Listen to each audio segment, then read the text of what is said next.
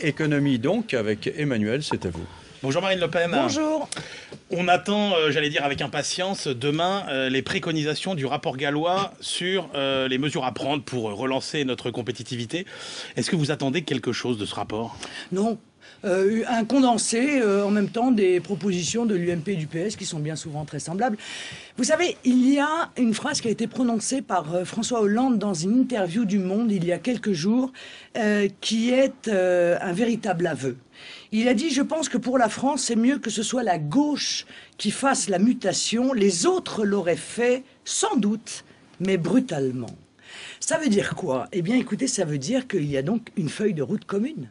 Ça veut dire qu'il y a donc un véritable partage des solutions qui doivent être mises en œuvre entre l'UMP et le PS. Puis ça veut surtout dire que la feuille de route est imposée de l'extérieur et que ça n'est plus les gouvernements ni de droite ni de gauche qui ont la possibilité de décider. C'est donc bien l'Union européenne qui décide. Or, comme vous le savez, là où la Troïka passe, les économies trépassent. Oui, sauf qu'il y a quand même des problèmes qui sont spécifiques à l'économie française. On voit qu'on a quand même des pays autour de nous qui se battent avec les mêmes règles du jeu que nous. Alors, je ne vous demande pas de juger ces règles, on sait un peu ce que vous en pensez. Mais sur ces problèmes spécifiquement français, est-ce que vous jugez, par exemple, qu'il y a un problème de compétitivité, coût notamment, dans notre industrie ? Est-ce qu'elle n'est pas assez compétitive ? Mais il y a un problème de compétitivité pour une raison simple. C'est que l'on nous met en compétition avec tous les pays du monde. C'est ça le problème. Mais nos voisins le problème, non, c'est pas si simple que ça et vous le savez bien. Et si vous pensez à l'Allemagne... Non, je pense aux Italiens, par parce exemple. que les Italiens se portent pas très bien, ils sont sous tutelle, excusez-moi. Enfin bon, moi je sais que la France compte y arriver également. C'est dans l'objectif. Les Italiens, ils ont une meilleure balance commerciale que nous. Monsieur Pascal Lamy arrivera bien à mettre en place un gouvernement technique à la place de monsieur Hollande, lorsque nous serons sous tutelle, c'est-à-dire d'ici probablement quelques mois, puisque nous suivons sans coup férir la ligne de la Grèce, de l'Espagne, du Portugal et de l'Italie. Ça n'est pas ce que je veux pour mon pays. La réalité, c'est qu'il y a 3 problèmes majeurs pour l'économie française, et ce depuis longtemps.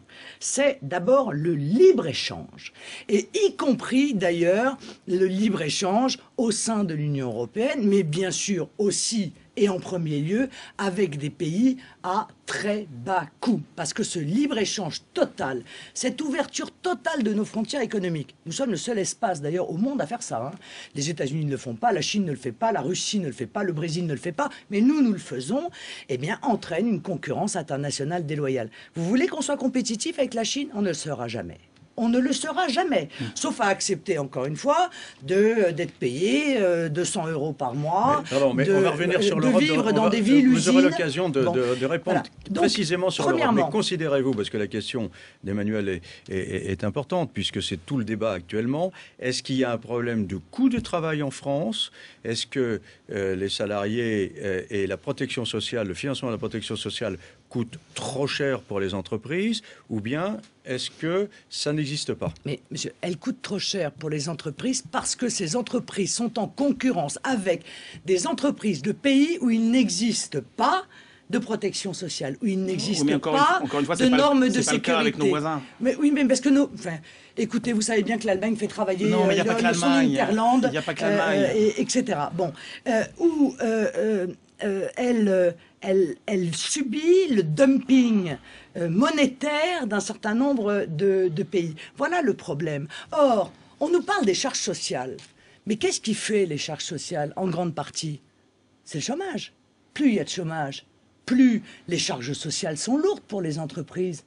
Et il faudrait donc commencer par réfléchir à comment résoudre le chômage. Et ceci entraînerait automatiquement une baisse des charges sociales. Plus de cotisants et moins d'indemnités. Voilà. Et bien voilà, et chouette alors, ce serait merveilleux. Mais pour faire baisser le chômage, il faut rompre avec le libre-échange. Il faut mettre en place des protections à nos frontières, un protectionnisme intelligent, un patriotisme économique. Ça veut dire que, écoutez, l'État, les collectivités territoriales doivent faire travailler d'abord les entreprises françaises. Voilà. Parce que l'argent avec lequel elles passent les marchés, c'est l'argent des contribuables français. Donc c'est un petit peu normal que ce soit les entreprises françaises qui en bénéficient, et donc l'emploi français. Mais faire ça, ce serait rompre avec les diktats qui nous sont imposés par l'Union européenne. Alors, admettons, l'emploi repart. La question des 35 heures. Elle a ressurgi la semaine dernière. Est-ce que vous considérez que ça n'est plus un sujet ou bien que c'est un vrai obstacle et qu'il faut abroger les 35 heures? J'ai l'impression qu'on tourne en rond, quoi. Je veux dire, je pense que nos gouvernants n'ont absolument pas pris la mesure des problématiques qui sont celles de l'économie et qu'ils ont contribué à créer. Et d'ailleurs, ils cherchent des sujets d'évitement parce que justement, ils ne veulent pas qu'on mette le doigt sur leur responsabilité dans le choix qui a été fait depuis 30 ans de nous engager dans la voie de l'OMC, du libre-échange, de l'abandon total de la moindre surveillance économique à nos frontières, la moindre maîtrise, régulation sur les capitaux, etc., etc. Les 35 heures ont été une mauvaise chose. Bon, ça a entraîné une déstabilisation massive des entreprises et probablement un handicap majeur et non surmonté aujourd'hui des services publics, du fonctionnement des services publics. Mais revenir brutalement aux 39 heures aujourd'hui entraînerait exactement la même situation de déséquilibre majeur de l'organisation des entreprises. Est-ce qu'elles peuvent le supporter aujourd'hui? La réponse est non. Lorsque l'on a un organisme malade, comme l'est l'économie française aujourd'hui, si vous lui faites faire un test d'effort, il va vous faire la crise cardiaque sur le tapis. Bon, ça n'est pas ce que l'on veut. Bon, par conséquent, il faut de la souplesse, il faut autoriser la négociation par branche ou la négociation par entreprise, étant entendu que moi, ce que j'aimerais bien sûr, c'est que si cette négociation entraîne le passage à nouveau aux 39 heures, que ce soit payé 39 heures. Parce que sinon, on en reviendra à travailler plus pour gagner autant. Bon, je trouverais ça assez injuste dans voire un moins, temps, puisque beaucoup sont payés aujourd'hui avec des heures voire sup. moins, alors même que les Français vivent une situation d'effondrement de leur pouvoir d'achat dans tous les sens, hein, d'ailleurs, hein, parce que on leur impose des impôts de plus en plus massifs partout et personne n'y échappe maintenant. Avant, on protégeait un peu les retraités parce que la droite se disait que c'était somme toute encore comment dire, où l'on pouvait puiser de l'électorat. Aujourd'hui, tout le monde prend. Bon, Alors, dans le cadre de ce que j'appelle, moi, de la part du gouvernement, un véritable racisme social. C'est un racisme social qui est mis en œuvre maintenant, et je pèse mes mots.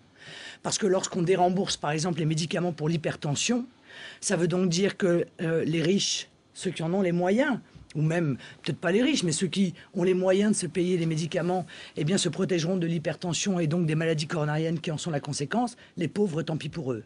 Bon. Eh bien, qu'un gouvernement dit socialiste en soi, à taxer les retraités à ce point, à s'attaquer aux malades, à s'attaquer aux familles, à s'attaquer aux plus modestes avec le gel du barème de l'impôt sur le revenu, à mettre en place Sauf pour ceux qui payent le moins à mettre en d'impôts. place des taxes en permanence, alors même qu'ils avaient reproché exactement la même chose à Nicolas Sarkozy. Là, c'est la machine à fabriquer les taxes, un taxe sur la bière, etc. alors, etc. en parlant d'injustice, Marine Le Pen, est-ce oui. que vous ne considérez pas qu'aujourd'hui, par exemple, sur le marché du travail, on a une hyper-protection des gens qui ont un contrat à durée indéterminée et que ce sont toutes les autres populations qui trinquent? Est-ce que vous seriez pour une plus grande souplesse, une plus grande liberté pour les entreprises d'ajuster leurs effectifs? Ça, il y avait le mariage pour tous, maintenant il y a la précarité pour tous. Ah, pas forcément. C'est-à-dire qu'il y a encore des gens qui sont protégés un peu, donc il faudrait que plus personne ne soit protégé. Bon, cette flexi-sécurité, entre guillemets, je mets ça avec des gros guillemets parce que c'est ce qui a été vendu par l'UMP, ce sont les remèdes ultralibéraux. Voilà. Au Danemark, pas du tout. Si, ce sont Il y a des une réelle remèdes. protection Ce des sont des remèdes ultralibéraux qui visent à récupérer, encore une fois, à grappiller un peu de compétitivité sans s'attaquer aux vraies sources du problème, que sont le refus du protectionnisme intelligent, le refus de la maîtrise des frontières et le refus d'une relance par l'augmentation des salaires. C'est ce que j'avais proposé à la présidentielle. Vous vous souvenez? J'avais proposé l'augmentation de 200 €, la prise en charge par l'État de 200 € des cotisations salariales, donc une augmentation de 200 € net sur la fiche de paye de ceux qui gagnaient le SMIC jusqu'à 1,4 fois le SMIC, financée par une contribution sociale à l'importation. Oh, mon Dieu, qu'est-ce que je n'avais pas dit? Mon Dieu, du protectionnisme. La TVA? Mais l'UMP est contre le protectionnisme. Bah, le PS est contre le protectionnisme, mais pas du tout. Mais ça n'a rien à voir. Pour taxer les importations, justement. Mais c'est ce que vous avez cru. Non, c'est pour taxer tout le monde, y compris les produits français. Et c'est bien pour ça que c'était une véritable escroquerie que cette proposition de la TVA antisociale. Même Laurent Wauquiez maintenant veut des protections aux frontières de l'Europe. Mais de l'Europe. Ah bah oui. Oui. Ah oui, non, mais ils veulent des choses dont ils savent que ça n'arrivera jamais. Évidemment, on peut toujours le dire, ça ne coûte rien. Hein. Il n'y aura jamais de protection aux frontières européennes pour une raison simple, c'est que l'Union européenne est d'essence ultralibérale. Elle est d'essence libre-échangiste. Elle ne changera pas. Et d'ailleurs, à chaque fois qu'un dirigeant européen prend la parole, c'est pour dire, surtout, ne tombez pas dans le protectionnisme national. Alors, eh bien moi, j'aimerais qu'on l'applique enfin. Minutes, allez, des questions brèves, concrètes, et vous me donnez des réponses rapides, hein, puisque vous vouliez protéger les emplois menacés par la concurrence étrangère. Les emplois qui, eux, sont des emplois locaux, mais qui sont des emplois qui font partie un peu on pourrait presque dire, de l'aménagement du territoire. Je pense à la restauration, par exemple. Qu'est-ce que vous auriez fait, vous, avec cette fameuse TVA sur la restauration? De la même manière. De la même manière, on ne peut pas remonter la TVA sur la restauration. Parce qu'en fait, cette TVA, elle a été accordée au moment où une très grande partie des restaurateurs étaient sur le point de fermer boutique. Elle n'a servi... Alors, on leur reproche de ne pas avoir avec cela créé des emplois. Mais pour cause. Parce qu'en réalité, ils ont survécu avec la baisse de cette TVA. Donc on a sauvé quand même des emplois. Et si... Oui. Très certainement, on a sauvé des emplois. Et si aujourd'hui, on remonte la TVA, eh bien, on va envoyer au tapis toute une série, et on le sait, d'entreprises qui, objectivement, n'ont pas besoin de ça aujourd'hui. Est-ce que vous êtes pour ou contre l'ouverture des magasins le dimanche ? Je pense qu'il faut rester en l'état. Il y a un certain nombre d'exceptions. Il ne faut pas aller au-delà de ces exceptions. Je suis sur le principe contre l'ouverture des magasins le dimanche. Et la semaine dernière, les sénateurs communistes ont aidé la droite à retoquer la proposition du bonus-malus électrique. Non, c'est juste pour avoir votre avis sur le sujet. Est-ce que vous êtes pour des tarifs de l'électricité à 2 vitesses, ou bien est-ce qu'on considère que c'est pas juste ? Mais je pense surtout que ça a été fait en dépit du bon sens. Voilà, c'est vraiment... Il n'y a rien à faire, ces socialistes, même quand ils ont une bonne idée entre les mains, ils arrivent à en faire une machine à fabriquer les mégots. C'est une bonne idée. Non, ce qui était une bonne idée, c'était que tout le monde, sans considération de revenus, que tout le monde puisse avoir sur la base d'un minimum énergétique des prix qui soient abaissés. Et au-delà de ce minimum énergétique, c'est-à-dire combien de personnes, dans quel appartement, ancien ou nouveau, sur quel, chauffé comment, bon, au-dessus, on pouvait avoir une légère surtaxation. D'abord, c'était un peu citoyen, ça permettait de se rendre compte peut-être aussi de ce qu'on gaspille. Mais tout le monde aurait eu ce même bénéfice ou ce même désavantage. Voilà ce que je trouvais plutôt juste. Ils ont réussi à en faire quelque chose d'absolument inefficace. Merci Emmanuel. On va marquer une pause pour le journal de 19h. Et puis ensuite, vous aurez l'interview du Point et puis des questions de français. À tout à l'heure.